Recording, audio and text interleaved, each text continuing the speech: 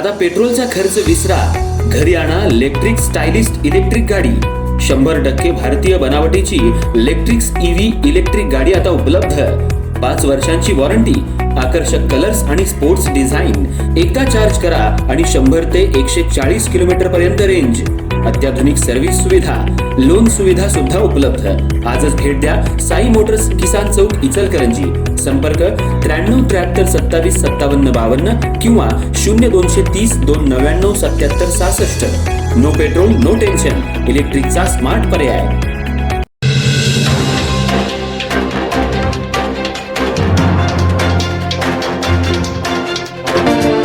इचलकरंजी शहरामध्ये जवाहरनगर परिसरात लता माने या आपल्या परिवारासह राहत आहेत। त्यांचा वहीफणीचा व्यवसाय आहे। हा व्यवसाय जर करायचा असेल तर महिन्याला मला 50,000 रुपये दे, नाही तर आम्हाला व्यवसाय दे अशी जीवे मारण्याची धमकी देऊन घरातल्या दरवाजावर आणि समोरच्या असलेल्या सिंटेक्स टाकीवर तलवार कोयत्याच्या सहाय्यानं हल्ला करून ते फोडण्यात आले आणि ही धमकी देण्यात आली। या विरोधात माने यांनी शिवाजीनगर पोलीस ठाण्यात गुन्हा दाखल केला होता। पोलिसांनी या प्रकरणात 9 जणांना ताब्यात घेऊन आज न्यायालयात हजर केलं असता त्यांना पोलीस कोठडी सुनावण्यात आली आहे। इचलकरंजी शहरात सध्या जर्मनी टोळीची दहशत वाढू लागली आहे। गेल्या काही दिवसांपूर्वी याच टोळीतील रुपेश नरवाडे यांना रस्त्यात अडवून मोबाईल, गाडी आणि पैसे काढून घेतले होते। त्याच्यावर 2 गुन्हे दाखल झाले होते। पोलिसांनी त्याला अटक केली होती। याच टोळीतील अभिषेक तेरणी याच्यावर मोक्का अंतर्गत कारवाईही करण्यात आली होती। तो सध्या जामिनावर बाहेर आलाय। त्यानं बाहेर येताच जवाहरनगर परिसरात असलेल्या गणपती कट्टा इथं माने या व्यावसायिकाकडे महिन्याला 50,000 रुपये दे, नाही तर आम्हाला व्यवसाय चालवण्यासाठी दे अशी मागणी केली।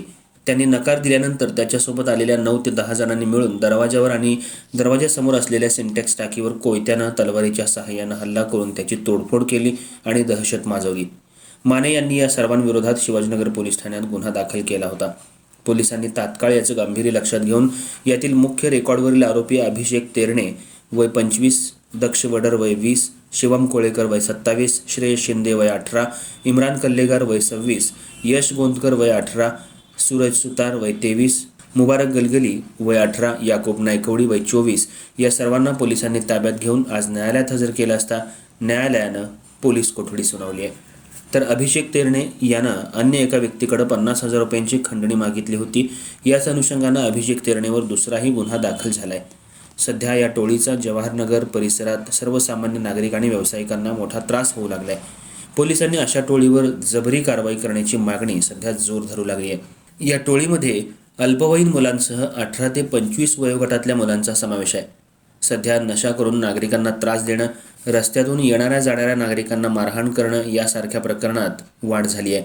सध्या पोलिसांनी या टोळीला चांगलाच जरब बसवावा अशी मागणी जोर धरू लागली आहे। तर या अगोदर या टोळीतील काही जणांना 2 वर्षांसाठी हद्दपारही करण्यात आले, तर काही जणांवर कारवाईही करण्यात आली आहे।